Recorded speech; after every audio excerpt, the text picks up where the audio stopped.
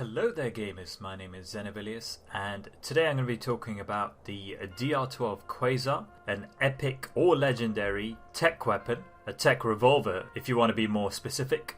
It's currently my favourite weapon in the game. It's the one that I'm using the most often as someone with a gun-based, hacker-based build.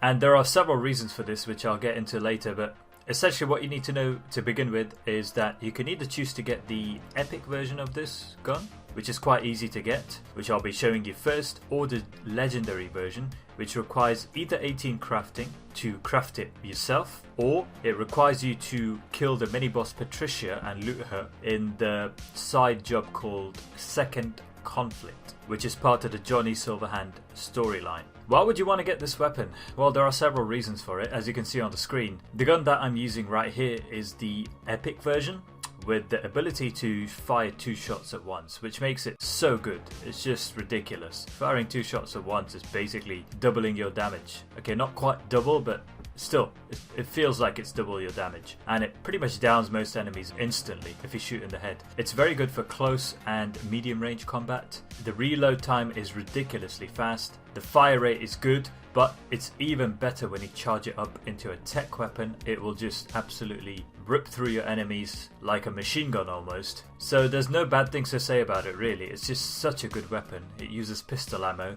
and it feels like it's using sniper ammo or shotgun ammo just for the amount of damage it does. Alright, what's the easiest way to get this weapon?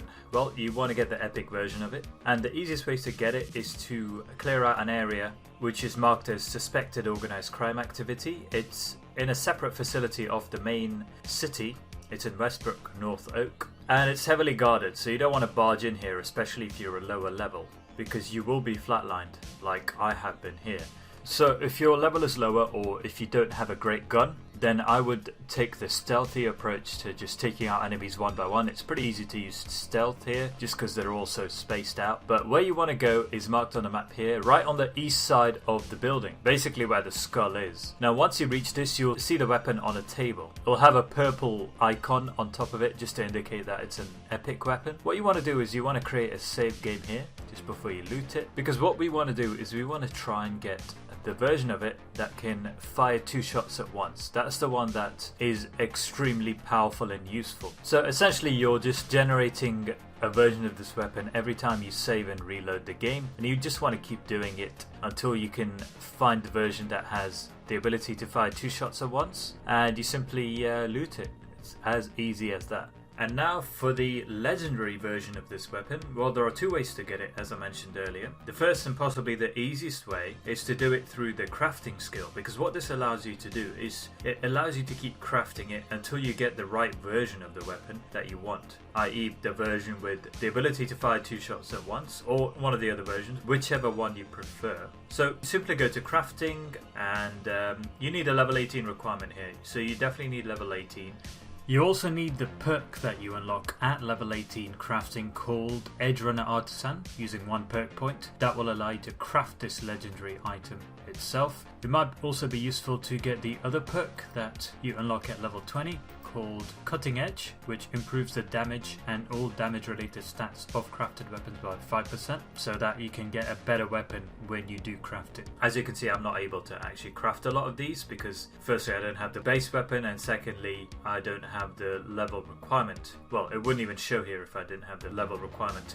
The second way to do it is to do it through the side quest called Second Conflict. Now unfortunately I've already done it, so I can't really show you, but it's very easy. All you got to do is complete the Johnny Silverhand side quest storyline. So let's see if we can find it here.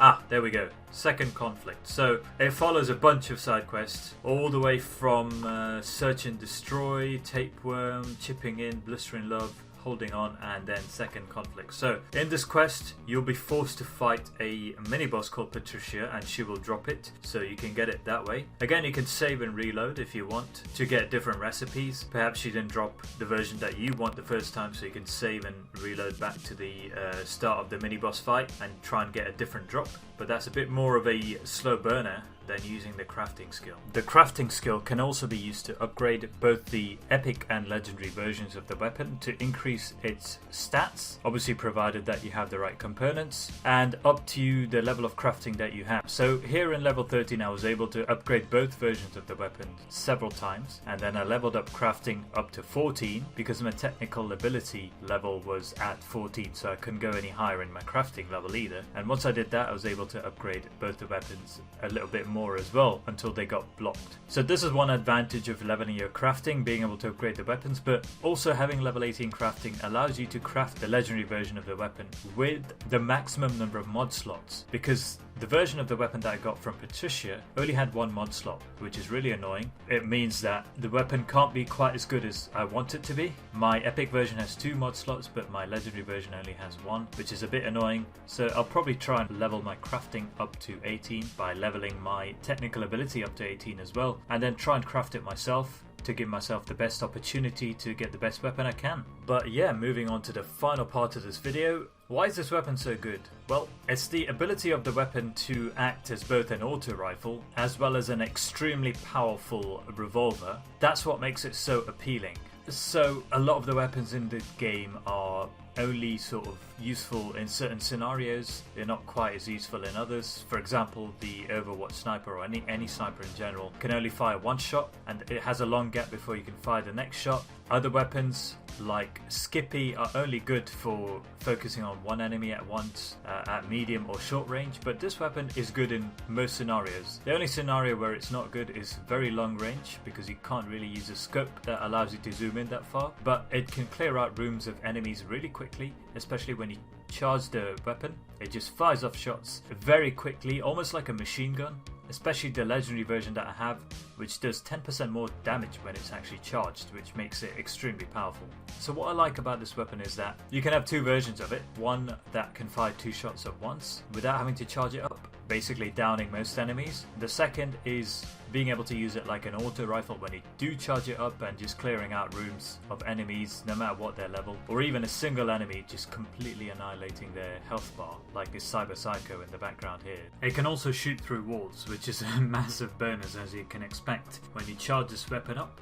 Thirdly, it's the reload time. The reload time is so quick, it's insane. And so is the fire rate, to be fair. So it makes it really useful to use in high pressure combat scenarios where you need to reload quickly. And finally, there's a small chance you can apply a poison or a burn effect, which is kind of nice, I guess, because a lot of the enemies do that to you, so it's nice to be able to return the favor sometimes. It's my favorite weapon right now in the game, no doubt about it. I just use it pretty much everywhere, except where I need to use a sniper in long range scenarios. So this DR12 Quasar paired with some frag grenades will pretty much be all you need for most encounters in the game. So I hope you enjoyed the video. If you have any questions, please comment below. I may have missed something or not realised something, because there's so much to realise about this game, isn't there?